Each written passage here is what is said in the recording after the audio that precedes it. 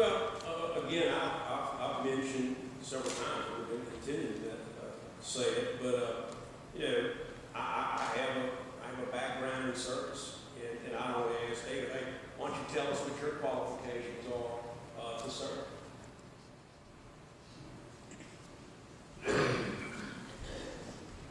Well, thank you, Jay. I appreciate the question. I appreciate your service. Listen, my background has been in business. I've worked around the country, around the world in business. And then in 2001, I was in New York City for 9/11, when that tragedy struck our city. A few months before that, my dad had passed away very suddenly.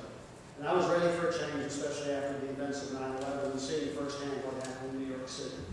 And so I began to preach full-time. I worked full-time in Longview as an evangelist at the Real Road Church of Christ, and preached and worked in the community extensively. Preached every Sunday, multiple times, multiple Bible classes. I taught hundreds of Bible classes at area nursing homes and hospitals. I worked on the radio 5 days a week for 2 years, reaching and teaching and preaching to others. So service is in our DNA as well, both for my father and myself and my wife and I working together. We've tried to serve the community through 4-H opportunities and other such organizations as that. The key as we serve is strengthening individual responsibility and individual capability. That is a key, individual reliance.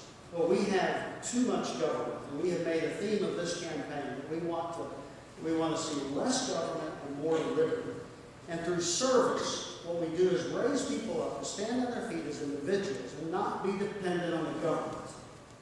Here's a contrast. The city of Longview takes millions upon millions of federal dollars in Section 8 housing and urban development money. Millions, it's $6 million a year. You start going back, it's millions upon millions upon millions of dollars. A failed government welfare kind of program that traps people in poverty. Individual service lifts people up. Government welfare programs like that tear people and families down. And those are the changes we have.